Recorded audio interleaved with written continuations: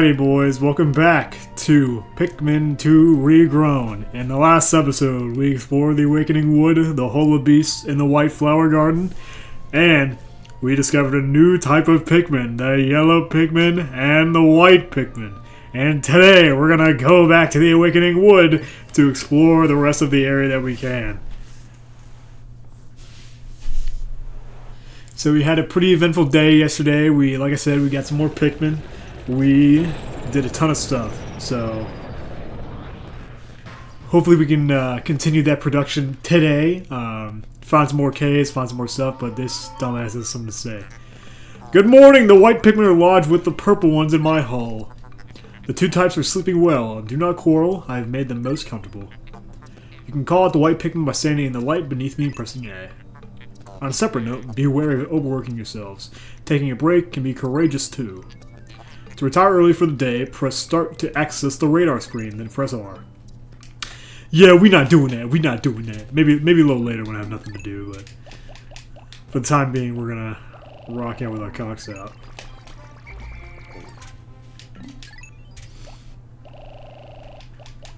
So our main objective right now is going to be breaking down some walls. So we have a poison wall near the back right of the map, and we have the electric wall near the north. So we're actually going to try to split this up. We might grow a few more yellows in the time being, just so we can grow our numbers a little and have a more varied Pikmin lineup.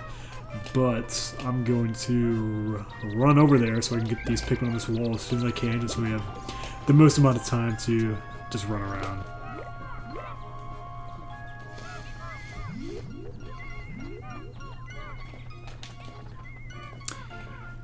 And you do see me skipping a lot of treasures in the overworld. I'm going to try to... Okay, that's already open, so that actually works well. So I'm going to move all my Pikmin onto the... all my yellow Pikmin onto the electric gate over here. There are a couple caves left in the area. We only have access to one more, though. So you see that treasure over there? So that's going to be our main objective for the day. It's going to allow us to unlock a new area, just like the last atlas that we got. Alright. So now I'm gonna leave Oliver here to manage that, and I'm gonna bring the rest of the Pikmin over here, just to clear out the area of enemies.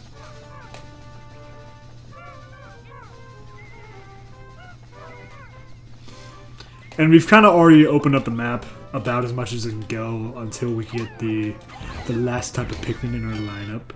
So we also have the electric gate here, so I guess it'll be good to... Actually, let me switch this. Let me keep the Pikmin over here with Olimar, and then once Olimar's done with this gate, we just bring the yellows back over there, and they work on that gate. So we try to be as efficient as possible.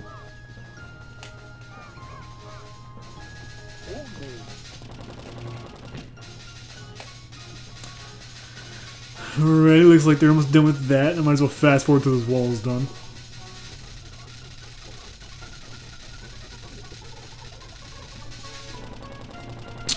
Alrighty, so that didn't take too long, so I think we're doing pretty well with time, even though we really don't have much to be optimal about, just because we're...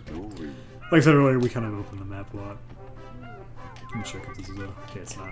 So, a big rule of thumb with, like, creeping chrysanthemums and, like, different hidden enemies. For the creeping chrysanthemum specifically, so, like, the middle of the flower, it'll have eyes. So, if you see eyes there, it's a little enemy, so be careful about that. Fascinating! This object is highly similar to the one you found in the Valley of Repose. By examining this further, I may be able to extrapolate new planetary data. So for the time being, we're just going to put our Pikmin on this bridge, just so they have a path to take that back, so they don't have to walk all the way around. And by the time I get the yellows on the electric gate, they should be done, so...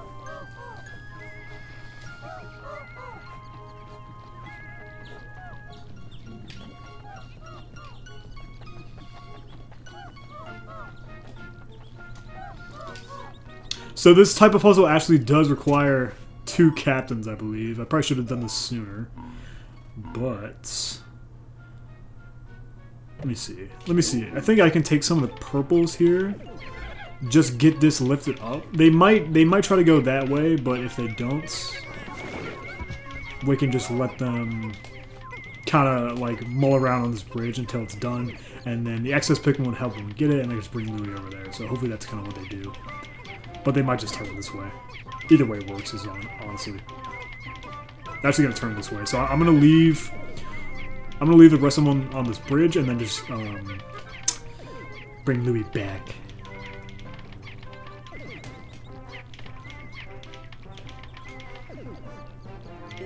All right, cool. They're already done.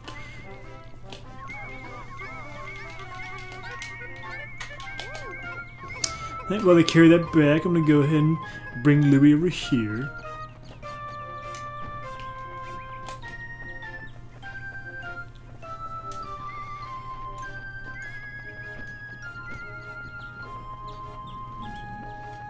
Alright.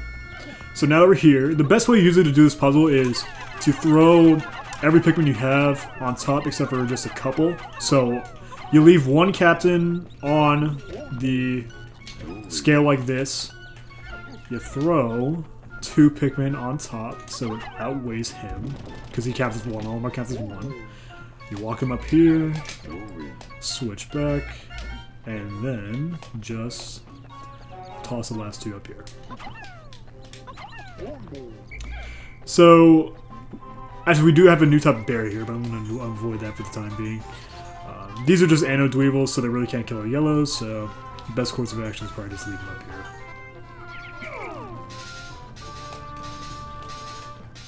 And everyone should be on that. I'm gonna... There you go. Cool. And now we just wait for the... There you go.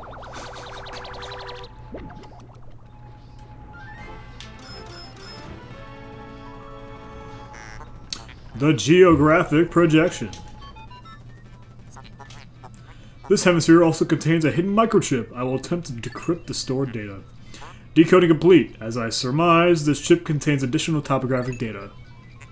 Data has been inputted, I'm fucking stupid, into my database. I shall name it the survey chart. Alright, so that's going to allow us to go to a new area after today, but we're going to try to finish as much as we can for the time being, just so we don't waste time.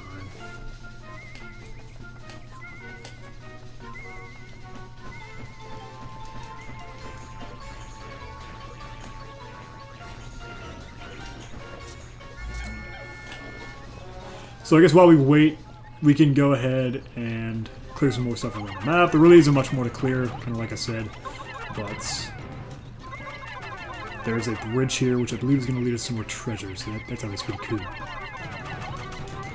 I don't think, yeah. I might not be able to put more Pikmin on there, especially now that it's going down. Yeah, I'm gonna just cooked. Let's see how Olimar's doing. About halfway done.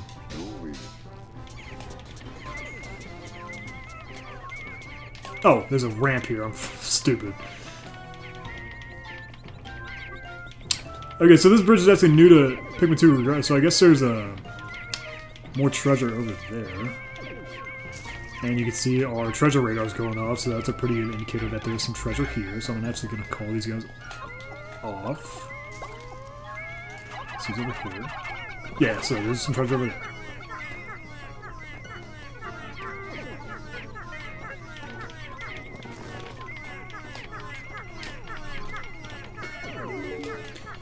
Where this Pikmin just had?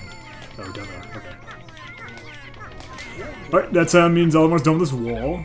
So we actually are able to go and enter now. But we're going to try to get Louie back over here just so we have all our Pikmin before we go in.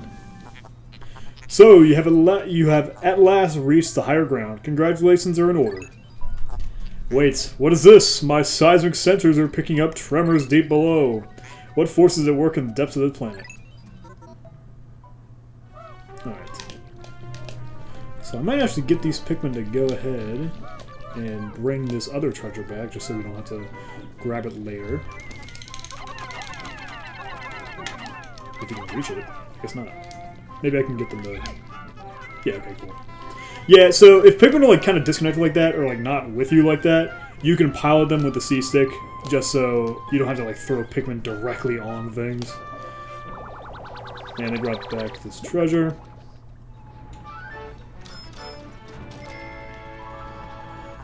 The Pilgrim Bulb.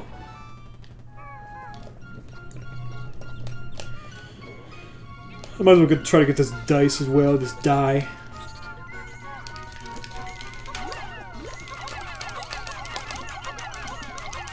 Yeah. If you approach Weevils with the same type of Pikmin, or the same element Pikmin that they are, you generally won't have any problems.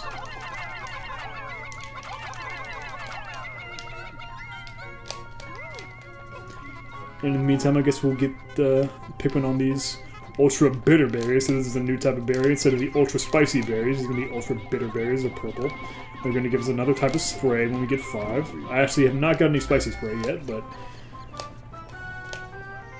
I finished this bridge. So we're actually making some pretty good progress. Name, Healing Cask. Boys, we are 30% done with the game, and the entire game. There's nothing past the dead at all. Oh god, I was having such a good time. Alright, let's see what's over here. Okay, there's a nice little area.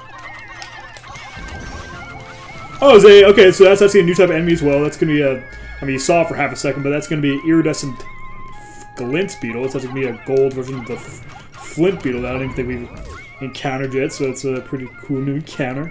So generally the glint beetles are going to have a type of treasure on them. This one had a strawberry, so that's pretty boss, man.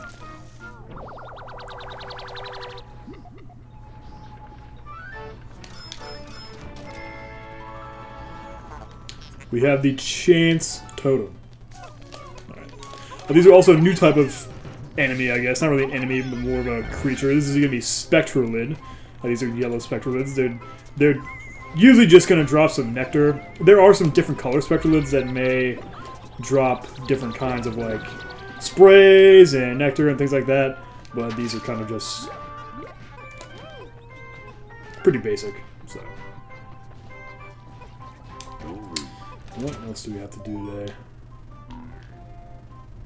Okay, so there are some Pikmin left over here, so I'm just going to try to go and grab those.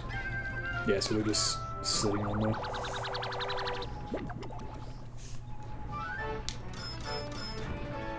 Got a little strawberry here, the Sunsweet berry, so that's pretty cute.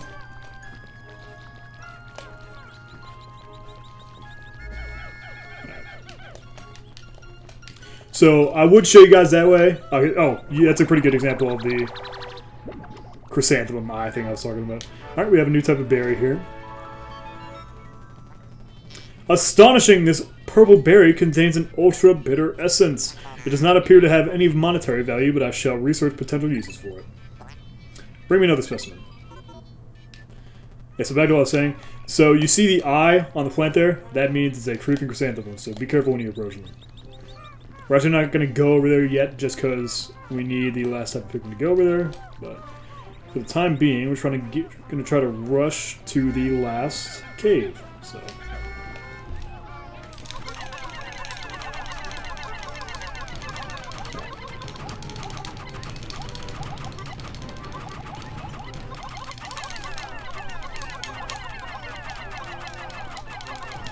And just to avoid going back on that scale puzzle, we're just going to actually just come throw all the Pikmin up here. Actually, I might throw some of the yellows down, because I don't think we need a bunch of yellows for this cave. I'm just going to switch them for reds, just so we have them.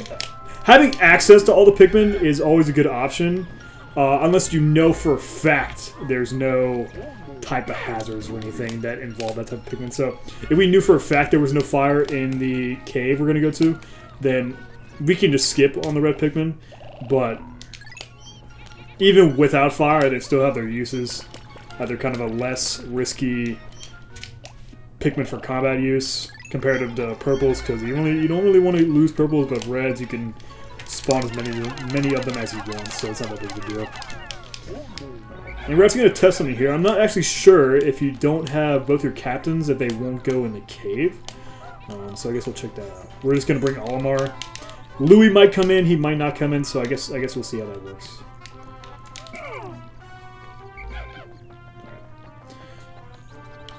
And when you're scaling something pretty thin like this, it's generally kind of a good option to split up your party and just bring some of them, or throw them to the destination just so they don't get like lost like that or fall. But we have our next cave here. We have the Bulblax Kingdom. So this has fire and electricity hazards, so that's a pretty good idea to grab the reds. But let's go!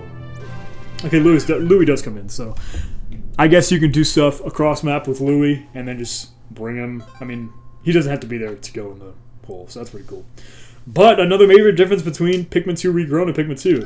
And this is normally Glutton's Kitchen, so this is normally a cave with just electricity hazards, but they actually moved the Bulblax Kingdom here. I believe that's in the Valley of Repose, a later dungeon in Valley of Repose, but they moved it, so. Have a little tougher dungeon here at the start, so that's pretty cool.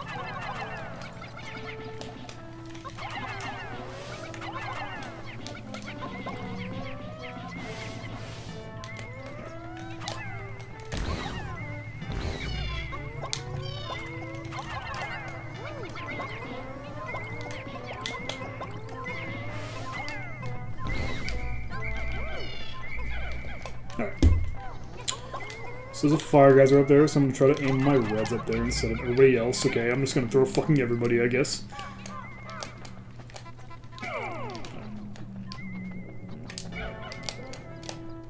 I probably should have spawned more reds, considering everything, but we didn't have a ton of time. I probably could have saved some time or did something a little more optimal just by like growing reds while we were doing like the bridge or the gates, but we're entering with a decent amount of red, so I think we'll be okay.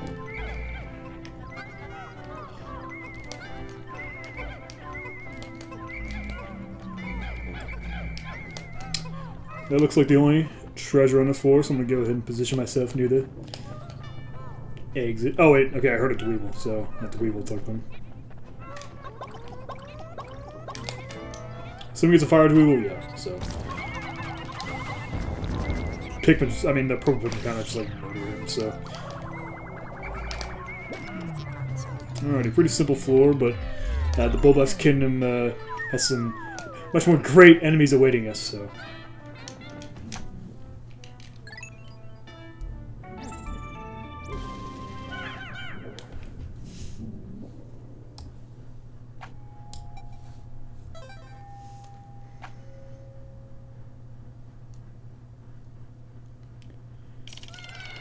Alright, on to the next floor. So, get some Bulborbs here, some regular Bulborbs.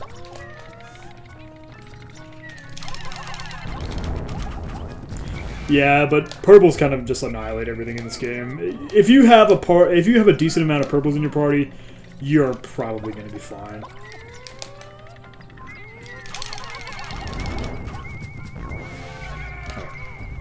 There's a treasure there. We also have a red candy pop bud over here.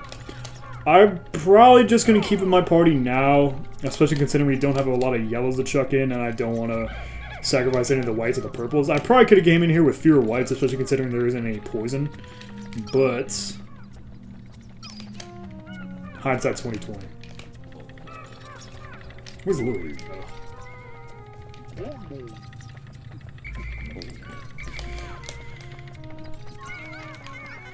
Then grab this. I might keep a captain with both like sets of Pikmin just so if something were to pop out, there's less of a risk. But there was actually the last treasure on this floor, so I might as well just kick it onto the next one. But that's a pretty interesting layout for sub-level. I don't think there's any sub-levels like that in Pikmin 2, like regularly. Especially with like that big stump in the middle, they had to like kind of go around, so that was actually pretty interesting. Alright, sub-level 3. And I think a giant monster awaits us on this floor. I did a little test drive of part of this dungeon in my other file, so hopefully we don't die. Actually, new type of Bulborb, so this is gonna...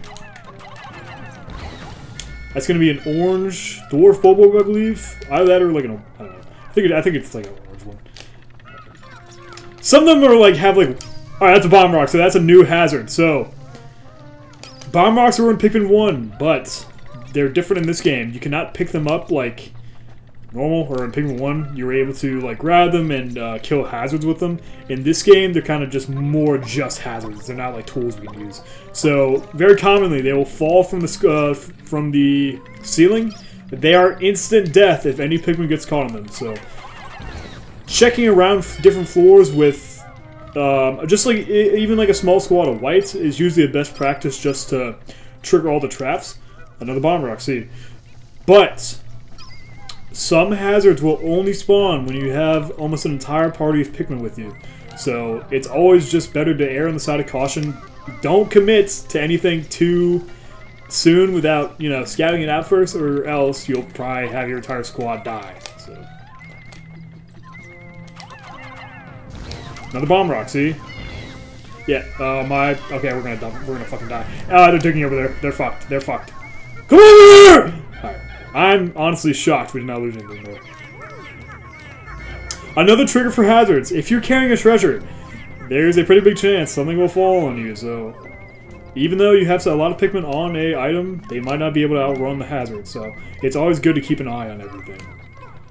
Even if you've cleared the floor of hazards already, it's always good to keep an eye on it. Alright, the Anxious Sprout, and that's going to be the last treasure on the floor, so we can go and head out.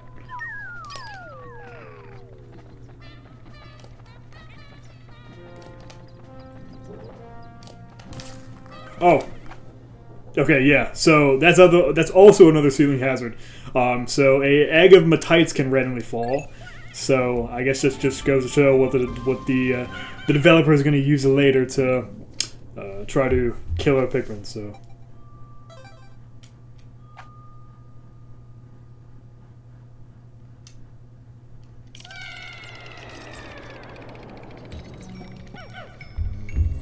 On to the next floor.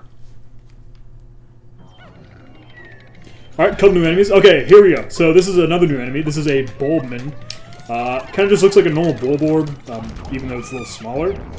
But, okay, that fucking killed 3 purples instantly. I didn't realize they ate that fast. Okay, whatever. Okay, I guess we just lost 3 purples. That kind of sucks. But we're going to keep pushing on. So, you didn't really get to see it there because I had 100 Pikmin. But, Bulbman, they have... Sometimes they'll have little, like, copies of them, like little baby Bulbman near them. And once you kill the mother, you can take those Bulbman as if they're normal Pikmin, and they are immune to all hazards. So, Bulbman are pretty good in this game. They're, like I said, they're immune to all hazards. They don't have the combat prowess that purples do, but if you have Bulbman in your party, they're generalists. They can be thrown really at anything. So, sometimes it's even a relatively good strategy to enter a cave with less than 100 Pikmin, just so you have room for Bulbman. And they're really good fodder to throw into Candy Pop Buds, because you cannot take them out of the cave with you. So.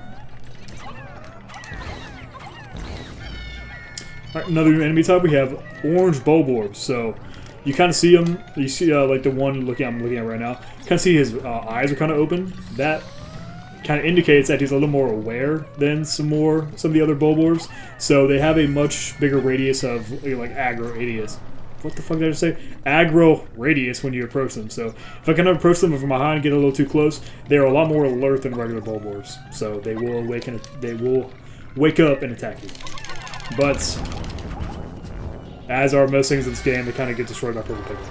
Another new enemy. So we have the Withering Blowhog. So this is going to blow air at Pikmin and then deflower them. They aren't dangerous within themselves, but if you kind of combine them with other enemies like this, they have a much bigger capacity to harm the group. So, luckily we were able to kill that orange Bulborb before the Withering Blowhog came to us, but gotta keep your eyes out. Yeah, so see there, so generally Bulborbs will really only wake up once you throw Pikmin on them, but that one woke up before the Pikmin landed. So I have buried treasure here.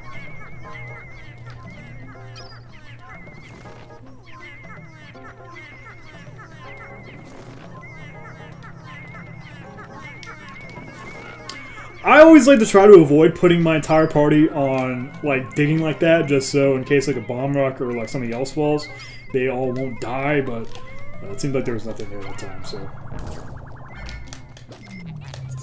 We have the Olamanite shell. And I also noticed a candy pop bud over here, yes. So, I might actually throw my yellows into this depending on how much I have. If I have...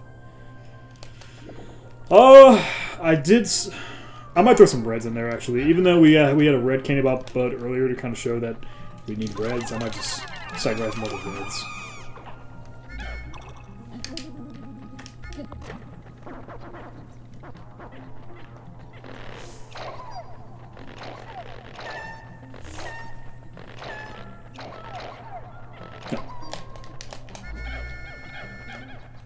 Go run back for that nectar, and then we can go down.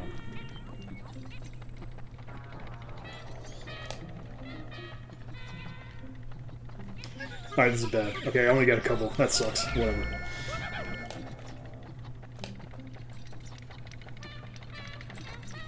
Alright, to the next floor we go.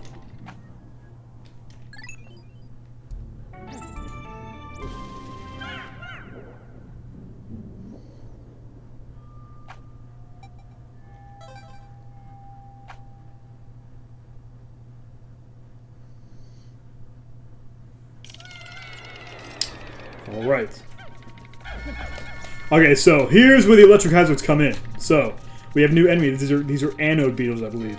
So, they'll show a little animation. Yeah, so that. So, when they do that, if they're alone, they really don't do anything. But, when there's two anode beetles together, they can form a line of electricity.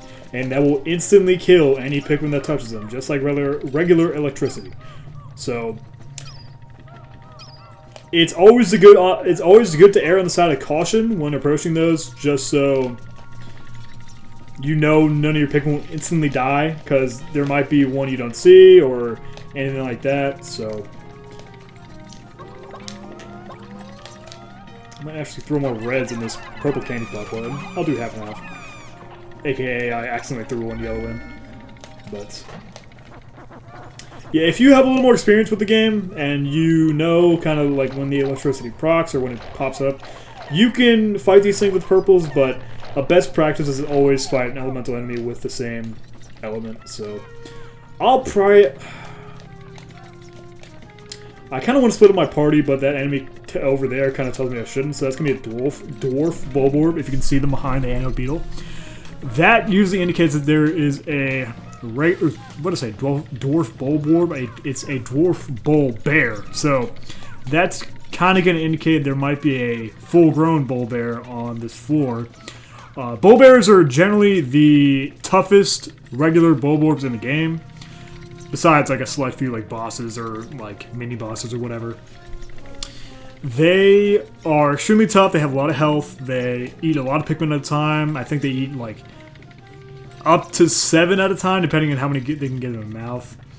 And they roam the floors. So, in contrast to other Bulborbs that kind of like just sit there and sleep, they will roam around a... Okay, see, I just instantly lost 2 purples. So, kind of like I was saying, don't err on the side of caution when you're fighting these things. But if it's one alone like this, then there's really no harm in just doing that.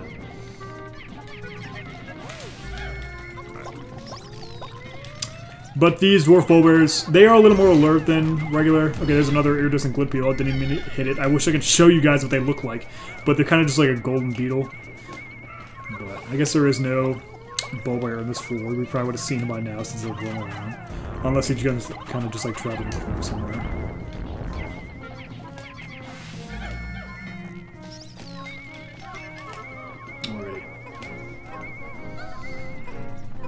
See what else the floor has to offer. So I might just throw a yellow at him to flip him over. And then... yeah, once they're flipped over, they're harmless. They really can't connect to any other anode beetles once they're like that. So just flipping them over with a yellow and then just swarming them is never a bad option. Oh, new enemy! Okay.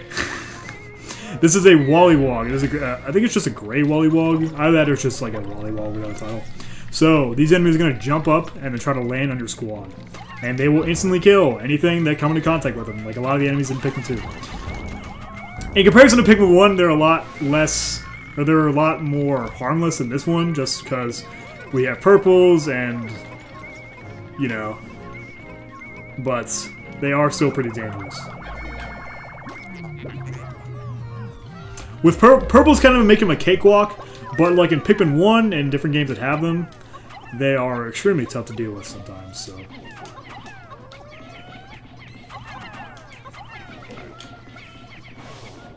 You always want to be careful with the end of your party, because like, Pikmin will kind of like separate themselves from the party sometimes.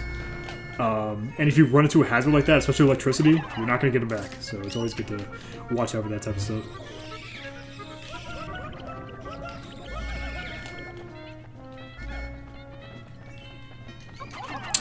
Alright, we can get these honey wisps and go on to the next floor.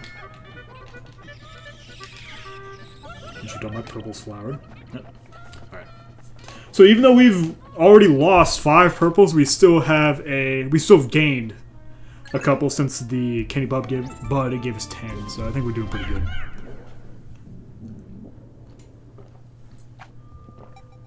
Kind of digging into our red and yellow numbers, but I think we're doing okay.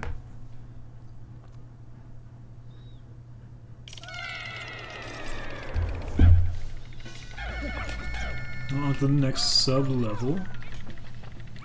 Here's some sleeping, so there must be a Bulblax on this floor. We have another violet candy pop bud, so I think we're in pretty good shape. Okay, so there is a Bulblax. So, okay, so this is actually a pretty good example. So we see one sleeping and one roaming around. The one roaming around will usually have more dwarf Bulblax with them. You might be able to see, yeah. So they're gonna follow him. They're gonna follow behind him until they find us, and then they're going to attack. So he's actually heading our way now. He might actually see us. So I'm gonna try to bait him out here. Okay, so no, he's not. I'm gonna try to get rid of this Bulblax over here so he doesn't aggro while we're fighting the other one, just so we don't have to deal with more than one at a time. But yeah, you see, they have a lot of health. Even though we're throwing a bunch of purples at them, they die way slower than other enemies. So it's always good to. Alright, the other one saw us. So if you can get the purples like already up in the air when they approach you, just so they can still slam down, that's kind of the best way to fight them. Another thing with Bulblax, so you see the health gauge refilling after we kill them.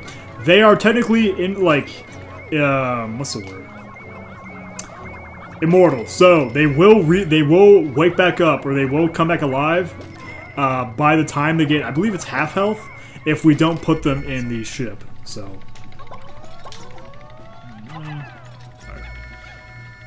I don't think we have any reds. I might. Okay. There really isn't the best way to fight this other than just like putting a couple reds on it.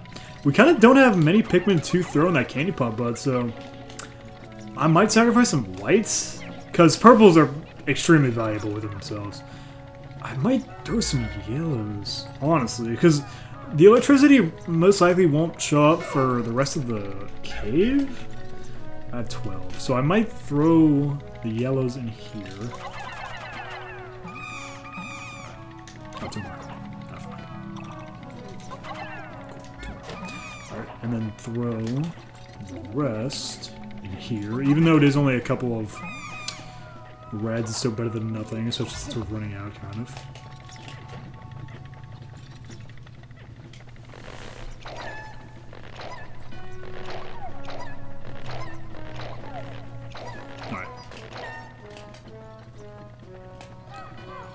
Alright, with that, I think we're pretty good to go. You really don't need this amount of purples. Like, obviously, they're probably the best Pikmin in the game, but having a big party of them like this isn't really. They're good, but they don't have any elemental resistances, so it can kind of it's kind of like offense versus defense. So you make your party extremely good offensively, but like defensively, if you want to deal with that dweeble right there, you don't have many reds, then you're kind of shit out of luck. And especially these fire geysers, like, they're going to be kind of tough to deal with if you don't have reds. But once we do, we should be fine. Alright. That's a couple. Oh, bomb rock, bomb rock, bomb rock, bomb rock, come on. Yeah, okay, so no matter what they're doing, it's always good to keep an eye on them. I might just throw whites in this one just so, in case something does fall on them, they can just run back fast.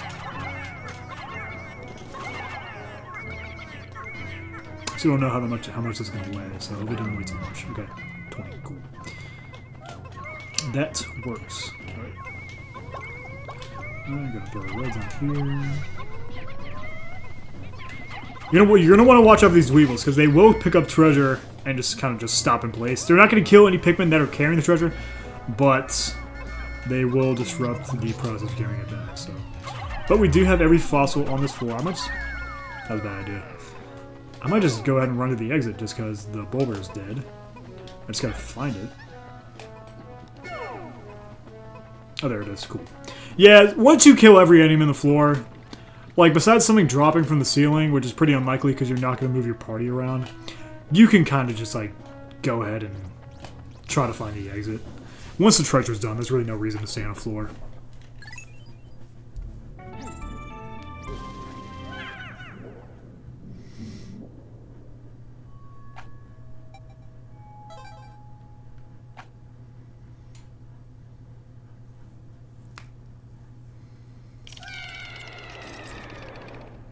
Alrighty, we're on the final floor of the Bulblax Kingdom.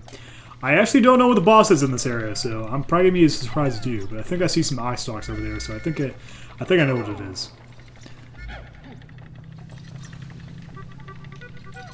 All right. Clear these fire geysers.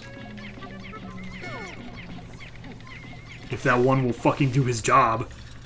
There we go. What a lazy bum. All right. Alright, I'm actually gonna approach this boss with just purple Pikmin. You'll see why here in a second. So unless they change anything, this is Emperor Bulblax. He's a returning enemy from Pikmin 1. He was the final boss in Pikmin 1. He was extremely tough in that game. He required bomb rocks to kill. He was huge.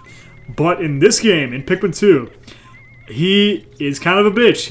If you throw a bunch of purples on him, he will die. So, this might be different in this mod, but if not, this fight isn't going to last very long, so. Let's see. Let's take a look here.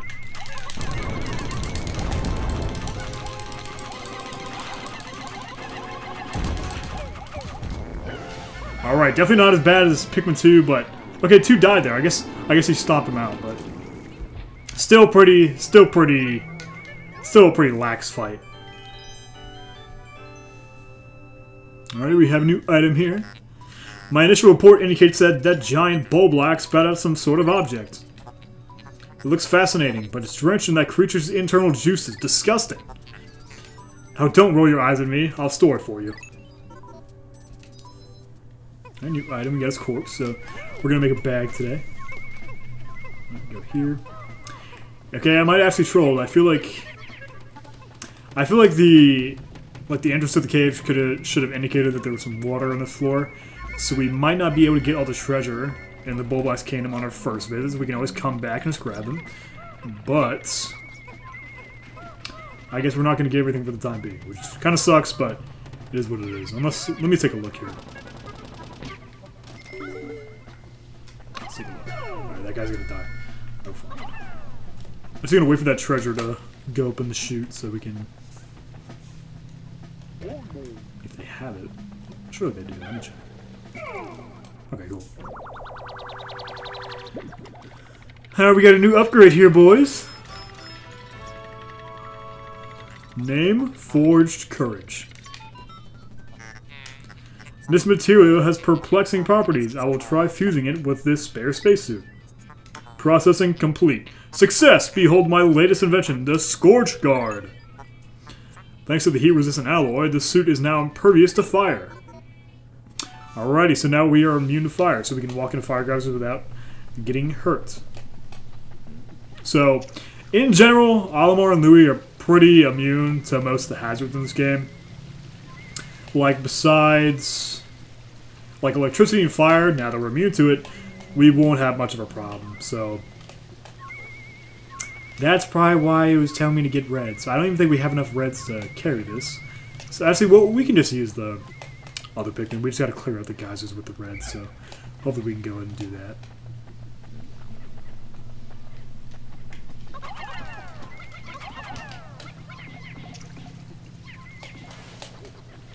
And we should be able to get this treasure.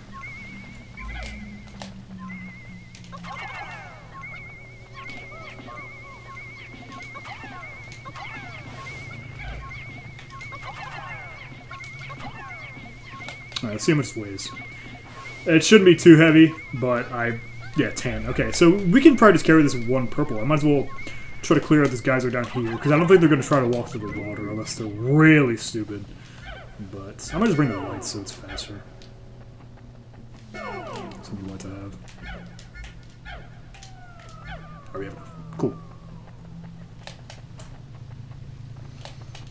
Alrighty, put these up here.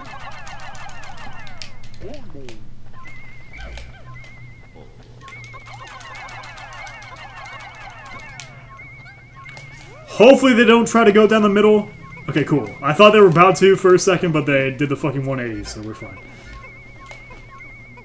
Alrighty. We're gonna go and go for the exit.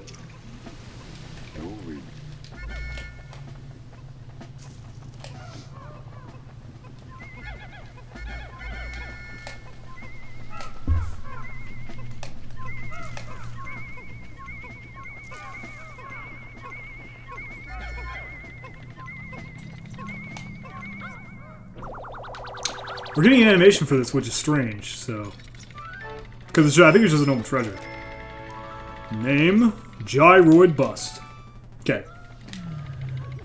Alrighty. So I guess that means we're good to go, so... I think we get all the treasure in the Bulblax Kingdom, which is cool. I guess we'll see here in a second.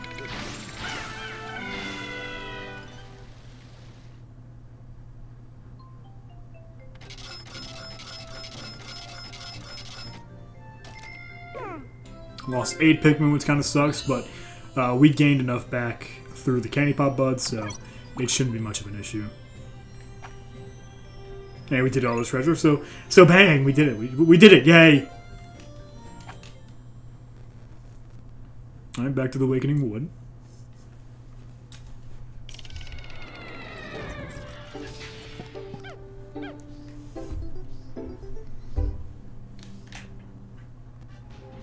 And I believe, yeah, so 40% of the debt has been recovered, so we're almost halfway done. Oh my god, it's only been 3 episodes. Oh my fuck. So for the last couple seconds that we have, we're gonna try to grow a couple more Pikmin just so we kind of recuperate our losses from the cave. Don't really matter which type we get. Yeah, I'll go to the reds. I'm gonna pull more yellows. Pretty good strat is to, if you don't want to waste time plucking Pikmin. Just have 100 on the floor when you go to grow more, just so you don't have to pick them.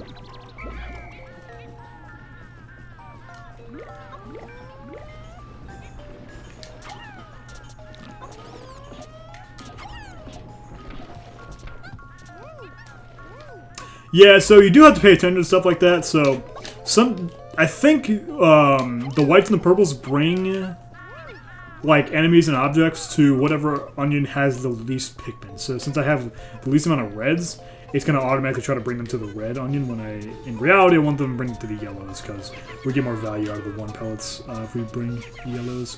But if you put one of the color of Pikmin you want on there, it'll bring it to that one. So even though I have a purple and a yellow on there, even though the purple counts as 10, you would imagine it would kind of override the yellow. It doesn't, so it's actually going to bring it to the yellow onion.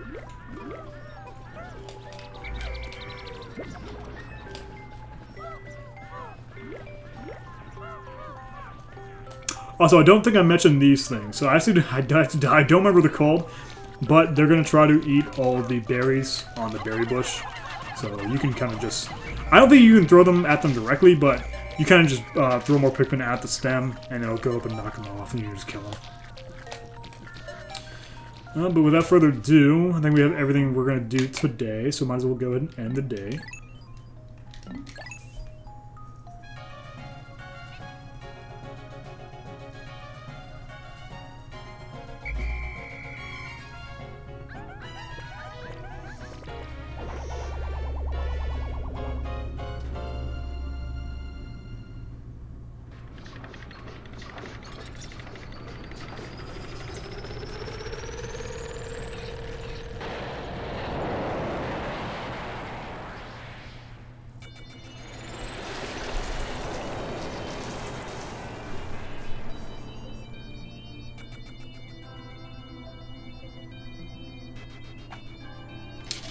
Alright, let's look at our production today. I think we did a pretty good job. We almost doubled the amount of treasure we have.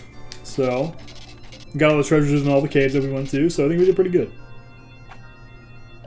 Pikmin report. Lost some reds, lost some yellows, but we gained whites and purples marginally, so it kind of makes up for a loss. And we got some mail. Olimar, good work so far. I hereby promote you to Perennial Manager. Press X to divide up work and Y to delegate more to your subordinate leader. Hope all goes smoothly. Yeah, I don't know why they keep trying to tell us to split up our squads with X. They've said it at least 6 times so far, but whatever.